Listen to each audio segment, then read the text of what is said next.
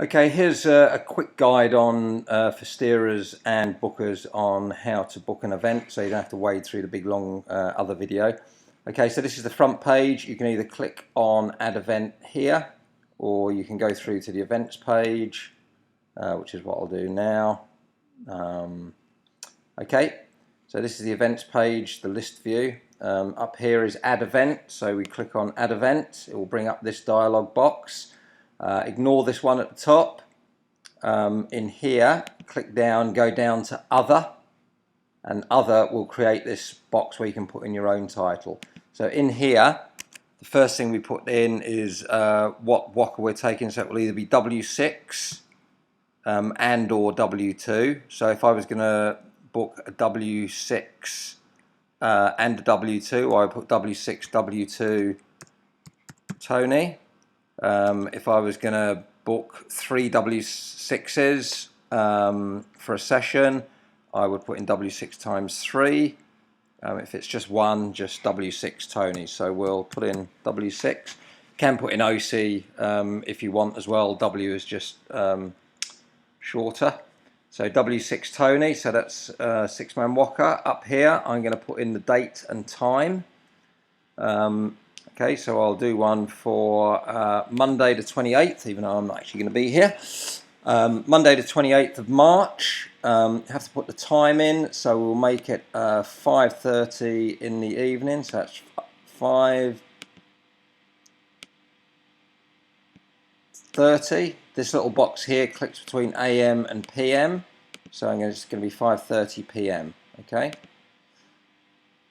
Okay, so just double check that, 28th of the 3rd, 2016 at 5:30. If this was going to be an ongoing booking for a number of weeks, I would click that so it goes to yes, and then this little dialog box here drops down and I can add in the number of weeks I want to make the booking for.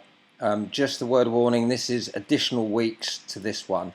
So if I do 3, it will do 3 weeks on top of this one on this day and at this time. Okay. But for the purpose of this, I'm going to click off and put it on no for a single booking.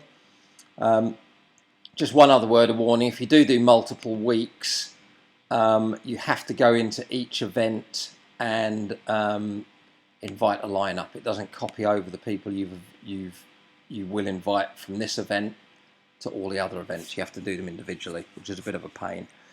Okay, venue, you have to put something in this one. You can put what you want in there. I just normally put in Nelson Marina. Some people put in boat ramp, doesn't really matter too much. Everybody will know where it is. Address, again, this one is optional, but I normally put in, just in case there's anybody who doesn't know where we are, Ackerston Street. And click on that and it will come up with a little Google map. In notes, if you could put, the first thing you could put in notes, please, would be what time you're going to be back. So 5:30 we're going out, so we will say we're not going to do a long one.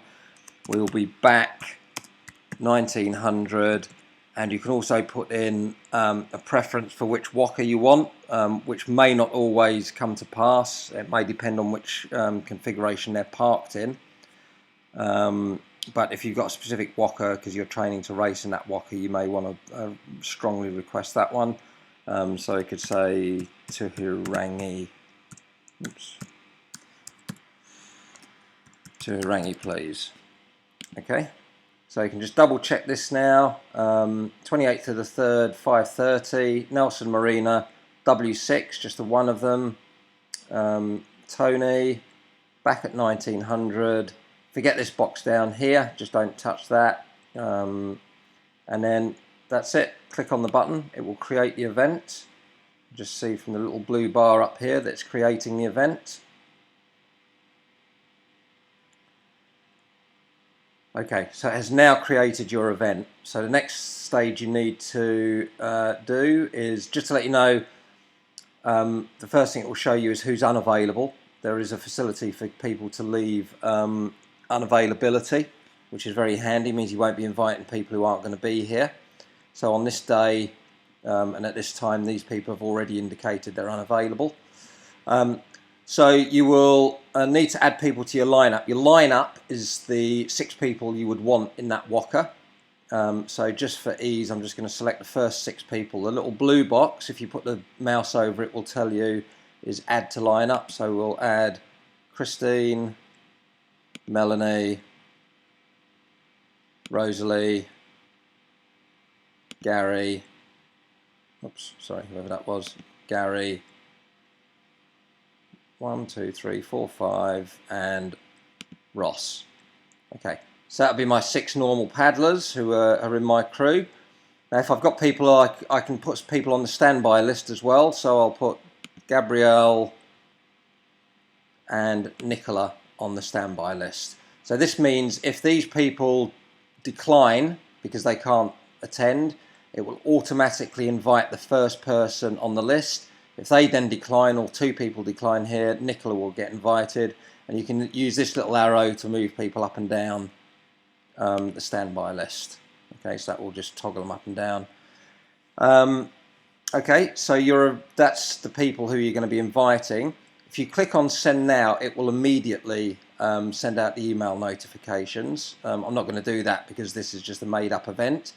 A facility that you will probably want to use, particularly if you are doing multiple weeks, is send later.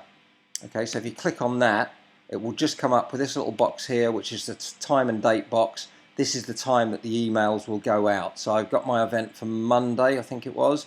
So I will choose to schedule the email notifications for the Friday beforehand at 9 o'clock in the morning. Okay, 0900. Again, this box just toggles between AM and PM, but it will be 9 o'clock in the morning. Okay, so I will now close this. Okay, and click on schedule. So that will now schedule in those notifications. This is obviously really useful if you've done 10 weeks of bookings, put all your crew in. You can actually take the time in one session to schedule all the notifications one by one, and then you can forget about it for all your booking for the next 10, 12, however many weeks you put it in for. So it tells you here when the notifications are going to go out. So that is really useful. If you've got half an hour to sit down and you've got a W6 booking for 12 weeks, you can go through all your events. Unfortunately, you do have to do this bit of the process one by one, putting the people in.